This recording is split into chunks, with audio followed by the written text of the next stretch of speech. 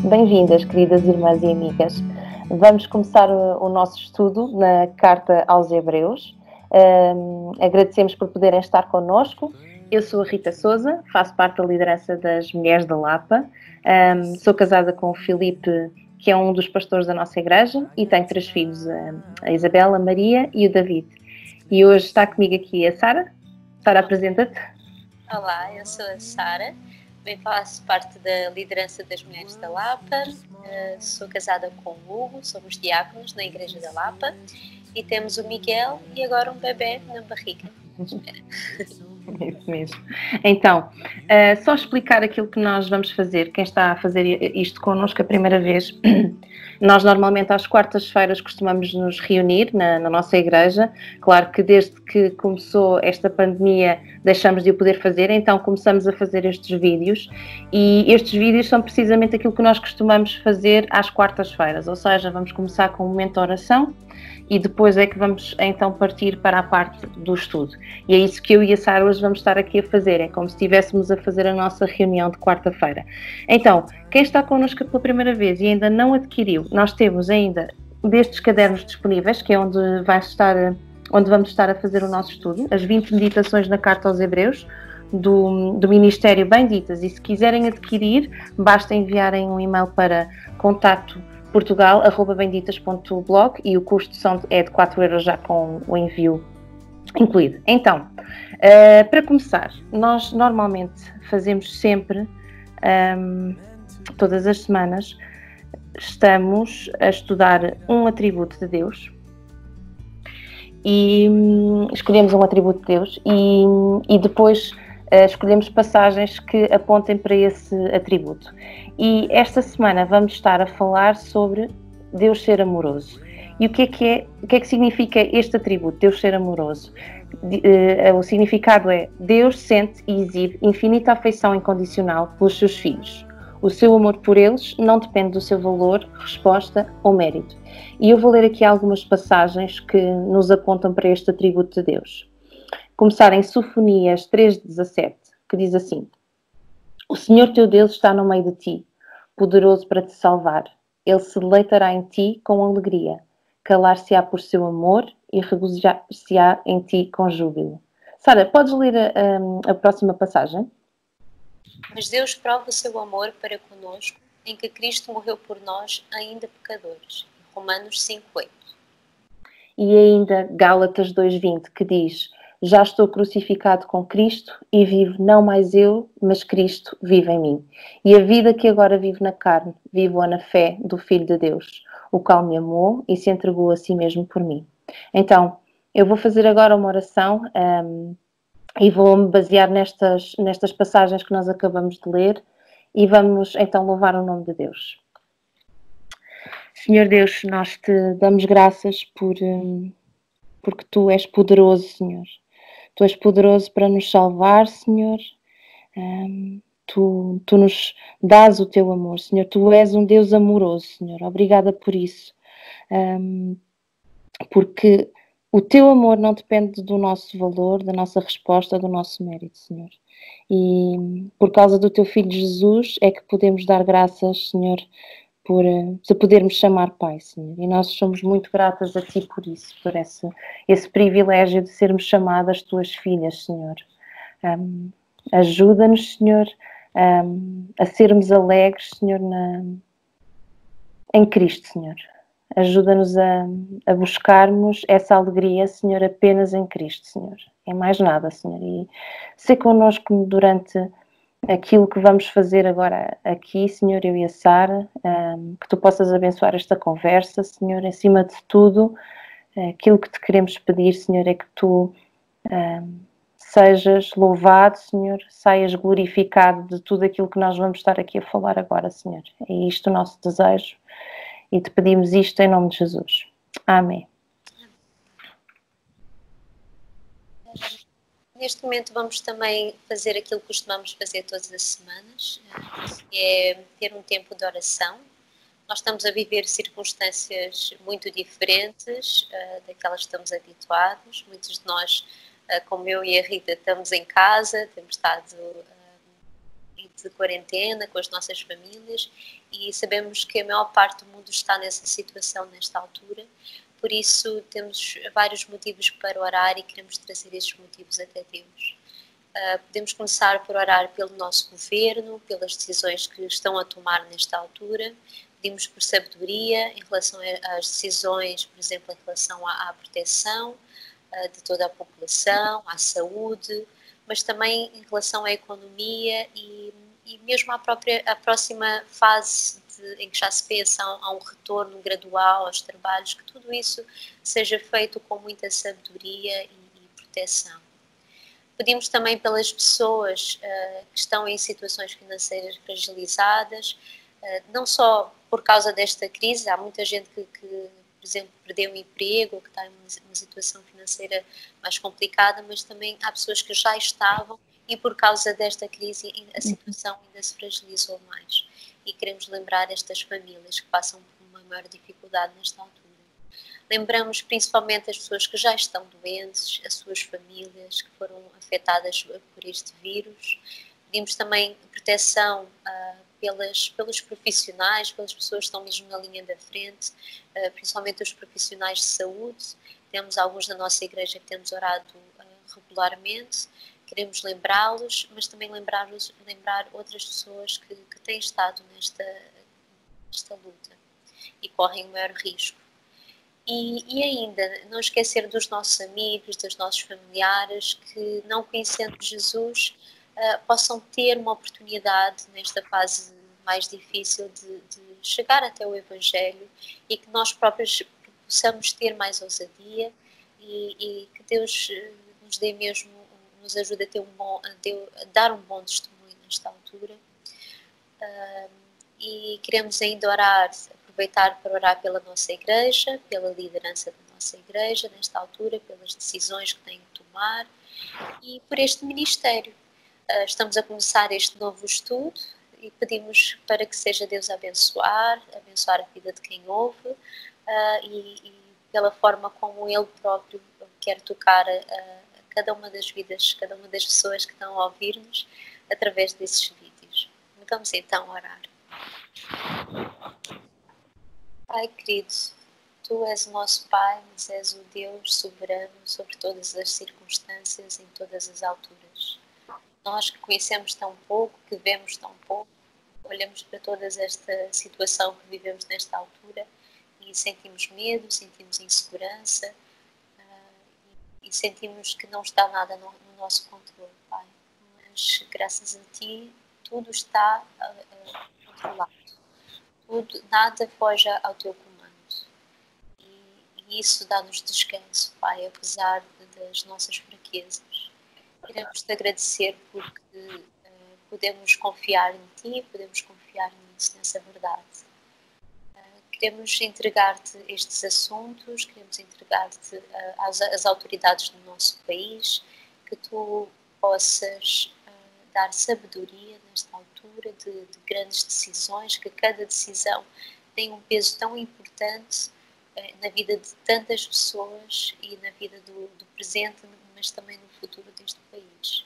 E queremos, Pai, te pedir que Tu possas abençoar, dar sabedoria, inteligência, perspicácia, a visão para que todas estas decisões tenham um bem comum. Queremos lembrar-te ainda pelas pessoas que, por causa desta situação, estão a passar mais dificuldades financeiras, que estão cada dia pode ser um dia de ansiedade, um dia de incerteza, de como vão trazer comida à mesa, e te pedimos não só para que Tu possas suprir, mas que também possas levantar a Tua igreja para ser solidária e cuidar destas pessoas nessa altura. Pedimos ainda pelas pessoas que estão a ser afetadas na sua saúde, pedimos pelos seus familiares, por todos os sentimentos que isto traz e pedimos ainda, Deus, que Tu possas estar a cuidar dos profissionais que cuidam dessas pessoas, dê-lhes força, dê-lhes ânimo e também proteção, estarem tão expostos nesta fase, Deus. pedimos que não só pela saúde, mas que tu possas salvar estas pessoas. Revela também aos nossos amigos, aos nossos familiares, que nós amamos tanto, e que nesta situação nós possamos ser testemunho e possamos ajudá-los a ver a esperança que há em Ti, Deus, no meio destas circunstâncias, e perceber que, apesar de nós não termos controle, podemos confiar em Ti. Lembramos ainda a nossa igreja, lembramos todas as decisões que a nossa liderança tem que tomar agora e terá que tomar, que Tu possas ajudar nestas decisões, que eles possam ser guiados por Ti, e de facto Tu possas abençoar o nosso ministério, que durante esta fase, Pai, que enquanto igreja não esmoreçamos, mas pelo contrário, possamos ainda fazer mais. E queremos servir-te e queremos chegar até outras pessoas, e mesmo através deste ministério das mulheres, Deus. Obrigada, porque já nos tens abençoado tanto e nos tens feito crescer tanto. E queremos te pedir que esse novo estudo seja uma nova fase, que possa trazer alento neste período que passamos, e que possa abençoar tantas pessoas que nos têm chegado e têm visto os nossos vídeos, os nossos áudios, Pai. Que possas ser Tu a tocar os seus corações e a levar a palavra e a usar-nos, em nome de Jesus. Amém. E então vamos passar para a nossa parte do estudo em si. Queria só acrescentar que não disse ao início, se quiserem receber estas perguntas que nós vamos estar hoje aqui a fazer, estão disponíveis também nos nossos vídeos no YouTube. Aliás, a seguir a este vídeo, quando nós terminarmos, vão aparecer as perguntas da próxima semana, mas se quiserem receber os nossos e-mails, a nossa newsletter, com mais algumas informações, podem fazê-lo. Basta enviarem um e-mail para mulheresdalapa@gmail.com e poderão receber mais informações acerca quer do estudo, como das perguntas também, se quiserem receber, e do nosso ministério. Então, vamos começar, Sara? Vamos lá. Então, nós vamos fazer o seguinte. Aqui dizia, a sugestão é, antes de nós respondermos às perguntas, começar por ler a passagem e a meditação sugerida. Nós não vamos fazer isso aqui, mas encorajamos todas a fazerem isso em casa, porque também de outra forma não conseguiriam responder àquilo que é pedido. Mas, Sara, o que é que se destacou mais para ti nesta passagem? Olha, nesta passagem, neste capítulo, neste primeiro capítulo, percebemos que a forma como estes cristãos, percebemos também que são de origem hebraica, viam os anjos, precisava nitidamente ser corrigida. Não fosse esta argumentação do autor tão focada em colocar isso em ordem. Ele gasta mesmo todo um capítulo para esclarecer isso. E confesso que a primeira vez que li este capítulo e a argumentação do autor, que é tão rica, não é? Vai ter imensos textos do Velho Testamento, principalmente Salmos, alguns textos de Samuel, e explica como Jesus é louvado pelos anjos, como ele é Deus, como ele é criador de todas as coisas, como ele está assentado à direita do Pai e ele é chamado seu filho. E eu li isto tudo e pensei, sim, ok, já sei isto. Não, ou seja, não foi assim, não há aqui nada, uma grande revelação. Mas depois, ao pensar e a meditar um pouco mais sobre esta passagem, eu pensei, ok, estes cristãos também não estavam a ouvir isto pela primeira vez. E eles também saberiam todo este contexto. Então, o problema, ou seja, a necessidade de eles estarem a ouvir isto, não tinha a ver com o que eles já sabiam, mas tinha a ver com o coração deles. E então, da mesma forma como eles estavam a receber esta carta, eu tive que centrar-me, colocar-me no lugar deles e perceber que eu também tenho questões para me fazer quando ouço este texto. Como, por exemplo, será que eu vivo e eu mostro este amor por Jesus? Será que eu o glorifico? Eu vivo glorificando enquanto Deus na minha vida? Será que eu amo a supremacia de Jesus sobre todas as coisas? Onde é que está no fundo o meu coração quando falamos de Jesus e Jesus ser Deus e Filho de Deus? E então foi isto o que mais me tocou nesta semana, foi perceber que eu preciso também ser relembrado constantemente do papel de Jesus na minha vida e reavaliar a minha adoração a Ele. Sem dúvida. Bom, indo a ti agora, a segunda da pergunta. Esta carta, tal como a Ana Ruth refere, vai direto ao assunto principal, que é Jesus, que estávamos a falar. Ao longo de toda a passagem, também da meditação, são-nos reveladas características da natureza de Cristo e também da natureza dos anjos. Então, temos aqui um quadro abaixo e vamos registar as características de Jesus e dos anjos e escrever à frente a referência das passagens onde elas se encontram. Como é que preencher este quadro? Então, vou começar, se calhar, por Jesus e vou dizer as referências daquilo que fui encontrando. Então, primeiro, Jesus é descrito como herdeiro de tudo, em Hebreus 1:2. Depois, como criador de tudo, que está no 1:2 e também um pouco no versículo 10. Depois, superior aos anjos, está em Hebreus 1:4. Ele é Deus, em Hebreus 1:8-9. 100% homem, em Hebreus 1:6. Eterno e imutável, em Hebreus 1:12. Um com o Pai, em Hebreus 1:3, desculpem. Sustentador do mundo, também em Hebreus 1:3. Digno da adoração, no versículo 6 do capítulo 1. E justo, no versículo 9 do capítulo 1. Encontramos todas estas características de Jesus a serem descritas só neste primeiro capítulo, uma série de características, e depois aquilo que encontrei dos anjos. E se tiveres mais alguma coisa, por favor, adiciona, Sara. Mas foi que em Hebreus 1:6 eles adoram ao Filho, ou seja, adoram a Jesus.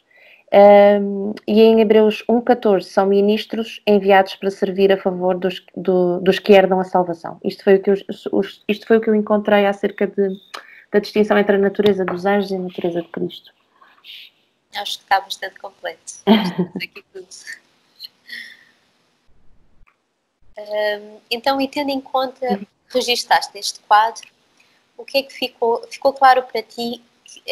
Porque é que o autor sentiu a necessidade de explicar, primeiramente, a natureza de Cristo e de quem ele realmente é? Olha, para respondermos esta pergunta, é preciso nós percebermos um pouco o contexto dos hebreus. Eles vinham de uma cultura judaica, depois nós vemos isso um bocadinho a ser falado na meditação do dia 2, não é? A autora também fala disso. Eles vinham de uma cultura judaica que era extremamente religiosa, e no passado os anjos eram vistos como mensageiros que traziam a mensagem de Deus. Então, os anjos eram seres espirituais e por isso, para o povo, eram aquilo que estava mais próximo de Deus. E por este motivo estavam a colocar erradamente os anjos no mesmo lugar de Jesus, para serem adorados. E quando o autor afirma que Jesus é superior aos anjos, ele afirma que Jesus é o próprio Deus. Jesus é a própria mensagem. É por estes motivos que o autor sente esta necessidade de escrever a natureza de Jesus e de mostrar que Jesus é Deus, Criador de tudo, e que ele é superior aos anjos. Isto foi o que eu coloquei nesta pergunta. E agora, Sara, para ti, nós conseguimos perceber que os hebreus estavam a colocar a adoração aos anjos acima da adoração ao Senhor Jesus. Tal como os hebreus há 2000 anos, também nós, em 2020, temos ídolos que se colocam à frente da nossa adoração a Deus. Talvez quando pensas em ídolos a tendência seja associá-los a coisas menos boas, mas muitas vezes os nossos maiores ídolos surgem de facto de coisas boas. É fácil para ti identificar esses ídolos? Consegues perceber como ou em que circunstâncias é que estes ídolos estão a desviar a tua verdadeira adoração? Olha, eu acho que da mesma forma como acontecia com estes cristãos hebreus, em que os anjos era algo bom que vinha de Deus, inclusive a Ana Ruth refere que para judeus os anjos ocupavam um lugar muito especial porque eles eram a própria demonstração da presença de Deus, ou seja, é uma coisa boa. Mas a forma como eles viam fazia parte da forma errada como viviam antes de Cristo. E da mesma forma, a persistência dos ídolos da nossa vida pode assemelhar-se a isso. Ou seja, nós agarramos a uma forma errada ou pecaminosa de ver as coisas boas que vêm de Deus. E essa ideia, ver os ídolos dessa forma, ajuda-me a desmascarar melhor os ídolos da minha própria vida. que, como para estes hebreus, pode ser mais fácil, podem ser fáceis de conviver com a nossa vida cristã se nós não ficarmos em alerta. Uhum. E vamos perceber também que isto é um aviso, é uma coisa que ao longo da carta percebemos que isto é um dos sintomas do facto destes cristãos não procurarem com diligência o seu crescimento espiritual. E este é um tema central nesta carta. Uhum. O que deve servir também, mais uma vez, como alerta para nós hoje. Então, na minha vida em particular, os ídolos surgem a partir da segurança. Lá está, que as coisas boas que eu tenho na minha vida me podem dar no lugar de Deus. Uhum. Seja segurança financeira, seja sentimental, seja familiar.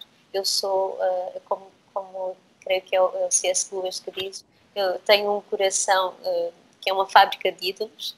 Não sei se é o caso de quem nos ouve ou do teu também.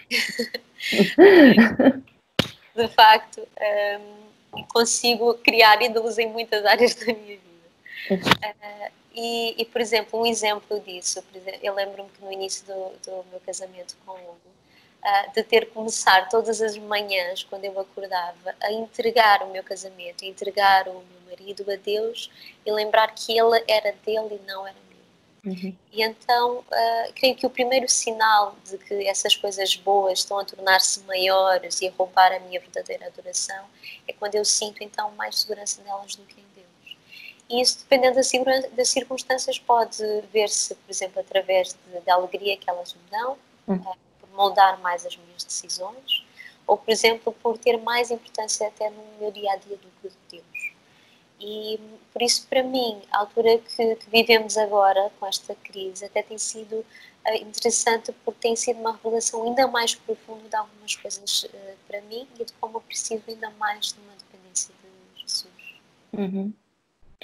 Sara, e o que é que nós podemos fazer para conseguirmos focar a nossa adoração em Deus somente e não nos distrairmos com outros ídolos? E como é que o facto de Jesus ser o único caminho para podermos ser perdoadas e sermos declaradas filhas de Deus nos ajuda a lutar contra os ídolos da nossa vida? Olha, eu acho que, em primeiro lugar, a própria argumentação que o autor usa pode nos ajudar bastante, ou seja, procurar que seja a própria palavra a reavivar o nosso amor por quem Jesus é, por aquilo que Ele fez por nós, pela alegria de vivermos resgatados e sermos seus filhos. Mas também, como eu estava a dizer há bocado, ao longo da carta de Hebreus, o autor vai responder a isso, falando da importância, por exemplo, da disciplina, por exemplo, no capítulo 12, versículo 11, de nos apoiarmos uns aos outros, no capítulo 10, versículo 24, e ainda no 5, 14, que devemos ser como adultos na nossa fé. E ele diz mesmo que, por experiência, já chegamos ao ponto de distinguir o bem do mal. Uhum. E vou usar aqui um pouco as palavras do John Piper que ajudaram muito a perceber também este ponto. Que há duas alternativas para nós, enquanto cristãos. Uma é aumentar a nossa maturidade em conhecimento, fé e santidade, e a outra é lentamente cairmos na indiferença e aridez, e eventualmente na destruição. Uhum. E um dos grandes erros desta igreja de Hebreus foi pensar que há um ponto intermédio em que poderiam continuar como os cristãos sem se esforçarem para continuar em frente e sem recuarem. A questão é que esse lugar não existe. Ou perseveramos até a nossa herança, ou então recuamos em direção à destruição. Uhum. Ou seja, no fundo o que o pastor John Piper está a dizer é que não há aqui um meio termo. Não podemos ser mortos. Uhum. E podemos dizer que se não estamos a buscar crescer na nossa fé diariamente, esse é o terreno perfeito para que os ídolos tomem lugar na nossa vida. Sem dúvida. Olha, sabes, um livro que me ajudou, e vou passar a publicidade, nós agora nas reuniões, os nossos pastores têm feito publicidade a alguns livros, e eu tenho aqui um livro que me ajudou muito a perceber esta questão dos falsos deuses e a desmontar um bocadinho esse conceito. E então é aqui este que tenho aqui, que é do Timothy Keller, chama-se mesmo Falsos Deuses, e se quiserem, aproveitem para ler, nestes tempos que temos mais tempo para ler. Foi muito bom para me ajudar a perceber um bocadinho mais esta questão dos ídolos da nossa vida e daquilo que tu acabaste de falar, Sara. Sem dúvida, para mim também foi o livro que mudou um pouco a minha perspectiva sobre esta questão. Uhum. Vamos então passar para o segundo dia? Vamos a isso. Ok. Então faço a mesma pergunta, ou seja, o segundo dia vamos para o segundo capítulo, Hebreus 2, de 1 a 8, e faço então a primeira pergunta, que é o que se destacou para ti nesta passagem. Então, para mim foi este primeiro aviso que o autor deixa aos hebreus, de não serem negligentes com a tão grande salvação. Tu já falaste um bocadinho também sobre isso, e em como era fácil para os hebreus distraírem-se com os acessórios da religiosidade, os tais ídolos que eles ainda tinham, não é? E esquecerem-se facilmente do que Jesus já tinha feito na cruz. E em como nós também o fazemos hoje em dia, ainda que de outras formas. Mas iremos falar um bocadinho mais sobre isto nas próximas questões, então isso foi mesmo o que mais se destacou para mim. Sara, então, esta pergunta 2, o aviso que é feito no versículo 3 é também para nós. Consegues compreender que aviso é este e que consequências haverá se não atentarmos para uma tão grande salvação? Eu acho que este é, sem dúvida, o aviso mais sério que alguém nos pode fazer. No fundo, é se negligenciarmos, se não dermos a importância, ou se formos indiferentes a esta grande salvação, de que o autor está a falar, a salvação de Cristo, simplesmente não escaparemos ao julgamento. Por isso, seremos justamente afastadas de uma eternidade com Cristo para uma eternidade sem Cristo. É como se ele dissesse, se negligenciamos essa grande salvação, não seremos salvos. E a questão número 3, repetindo a questão que nos foi deixada na meditação, quão seriamente estás tu a tratar esta mensagem e se tens sido diligente para com ela? É uma pergunta difícil. Sim, era isso que eu ia dizer, exatamente isso. Para mim esta foi a pergunta assim mais forte, porque eu percebi que eu devia estremecer muito mais quando ouço este aviso. Não relativamente à dúvida do que Jesus fez por mim e da certeza de que a minha salvação não dependeu de mim e que é também o Espírito Santo que me renova e santifica diariamente e que é Ele que me dá a força exatamente para apegar com mais firmeza às verdades ouvidas para que delas jamais me desvie, como diz o texto, mas porque eu preciso ter muito mais amor e temor para que sinta diariamente que afastar destas verdades é de facto a pior coisa que me pode acontecer. E para que isso possa se tornar muito menor, para que isso se possa tornar muito maior do que todas as outras coisas na minha vida. Ou seja, e a verdade é que, imagina, numa circunstância como estamos a viver, é fácil olharmos para tudo isto e achar que isto é muito maior. Mas a verdade é que esta é a questão principal. É se a nossa vida está realmente apegada e enraizada em Cristo. Então isto leva-me a reconhecer que sim, que devo ser muito mais diligente e muito mais séria em aproximar-me de Jesus através da palavra e da oração e diariamente. Pronto, vou passar para ti, à pergunta 4. Então, para além do aviso que é feito para estarmos atentos e sermos diligentes com a mensagem da salvação, é-nos deixado um segundo aviso, que o perigo de vivermos uma vida aparentemente piedosa, ou seja, quando vivemos uma vida em que aparentemente somos fiéis a Deus, sabemos que não é aquilo que fazemos que nos salva, mas sim aquilo que Jesus fez por nós. De que forma tens vivido esta verdade, Rita? E para ti, Jesus é tudo e é Ele a única garantia da salvação e comunhão com Deus? Ou será que tens vivido a achar que se cumprires todas as regras irás alcançar a favor perante Deus? Esta também era um bocadinho difícil, não é? Então, olha, é interessante que esta questão das regras e do amor de Deus apareceu muito bem explicada num devocional que eu estava a fazer com os miúdos esta semana. E tenho mais um livro para recomendar, que é este aqui, o Thoughts to Make Your Heart Sing, que eu tenho estado a fazer, foi-me emprestado pela Ana Ruth. É da Sally Lloyd Jones e é muito, muito bom. E eu vou usar as palavras que são usadas neste livro para explicar um bocadinho esta questão das regras e do amor de Deus. Então, diz assim: as regras de Deus são uma oferta que Ele nos dá, para que nos ajudem a sermos aquilo que realmente somos. Mas Deus não quer que penses que pelo facto de cumprir as regras, isso faz com que Ele te ame. Ele quer que descanses no testemunho de Jesus, não no teu, porque Jesus já cumpriu todas essas regras. Tu deves obedecer a Deus não para que Ele te ame, porque Ele já te ama. Ele não poderia amar-te mais do que já te ama. Deves obedecer a Deus porque o amas, isso sim. Devemos amar as regras que Deus nos dá, porque essas regras nos mostram como Deus é e ensinam a amá-lo.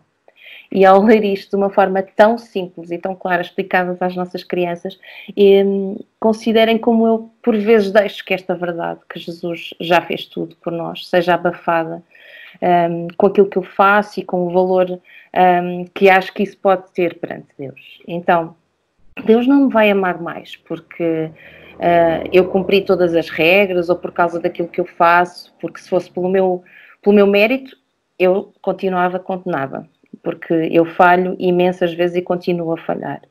E falo por mim. Creio que para quem está na igreja e para quem está a servir mais à frente, esta pode ser uma grande tentação, esta questão de cumprirmos as regras todas, então aí vamos alcançar a favor. Eu gostava de poder dizer que tenho vivido isto de uma forma plena, mas não seria verdade. A verdade é que ainda luto muitas vezes com o meu pecado de autossuficiência e isso é a verdade. Mas Deus tem sido tão misericordioso comigo que de cada vez que eu sou recordada da minha dependência, Ele aponta sempre para o descanso no testemunho de Jesus. E que pela sua graça eu sou salva. E mostra-me que as regras estão cá para serem usadas de forma correta, que é ensinar a amá-lo. Tal como dizia aquele pequeno texto, tão bem explicado e de uma forma tão clara. Amém. Bem, aqui a última sugestão do exercício é uma oração. Sara, queres ler só o que é que era a oração? E depois, se calhar, eu termino com a oração e convido toda a gente a terminarmos desta forma a nossa semana, enquanto eu leio a oração que escrevi. Então, termino esta semana escrevendo uma oração com os seguintes elementos: gratidão por esta tão grande salvação que Deus nos deu, através do seu Filho Jesus, Rei Supremo sobre a criação, confissão relativamente aos ídolos que têm ocupado o seu trono na tua vida, petição pela ajuda de Deus por seres diligente com a sua mensagem e viveres uma vida em que Jesus é tudo para ti. Ok, eu vou ler a oração que escrevi e terminamos desta forma em oração esta semana. Deus Pai Todo-Poderoso, graças te dou porque Tu és um Deus amoroso, Tu és um Deus fiel e Tu és um Deus libertador. E neste momento quero agradecer-te porque enviaste o Teu Filho Jesus para se entregar por nós, para pagar o preço que nós merecíamos pagar. Graças te dou, Senhor, pelo sacrifício pago na cruz. Graças te dou por esta tão grande salvação que eu nunca poderia merecer. Peço-te perdão, Senhor, por cada vez que coloquei outras coisas no lugar da Tua adoração. Perdoa-me quando cedo à tentação de deixar essas coisas ocuparem o Teu trono e tomarem o controle da minha vida. Ó Deus, tem misericórdia de mim e ajuda-me a ser diligente, a ser verdadeira, a ser piedosa, a ser fiel à Tua mensagem. Ó Deus, tem misericórdia de mim e ajuda-me a viver uma vida firmada na alegria de Cristo. E que a alegria em Cristo não dependa das circunstâncias em que estou, daquilo que estou a sentir ou daquilo que estou a viver. Que a minha vida possa ser um reflexo de que Jesus é tudo para mim. E é no nome do Teu Filho amado, Jesus Cristo, que Te agradeço e peço estas coisas. Amém. Desejamos a todas uma boa semana. Obrigada por estarem connosco. Obrigada, Sara. Foi bom. E que Deus nos abençoe. Like a bird on a tree, I'm just sitting here. I got time, it's clear to see. From up here, the world seems small. We can sit together. It's so beautiful, you and me. We meant to be in the great outdoors, forever free.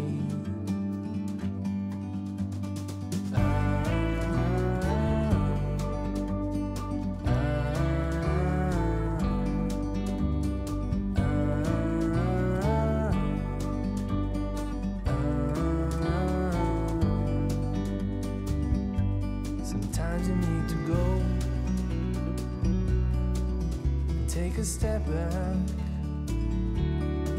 to see the truth around you. From a distance you can tell.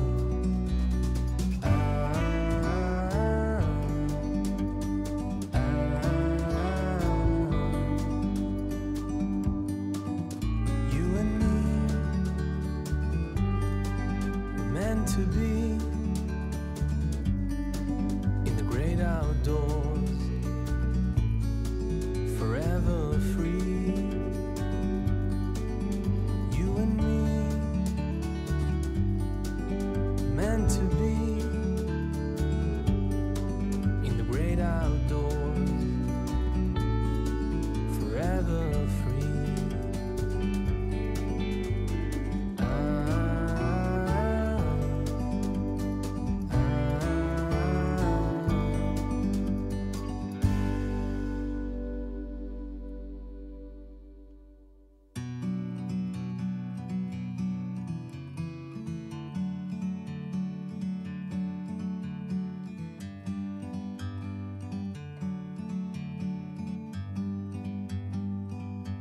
Like a bird on a tree, I'm just sitting here. I got time, it's clear to see. From up here, the world seems small. We can sit together. It's so beautiful, you and me. We meant to be in the great outdoors, forever free.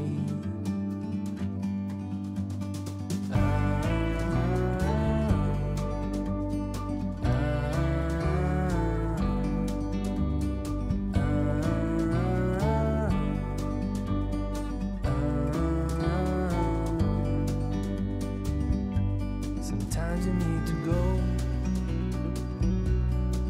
and take a step back to see the truth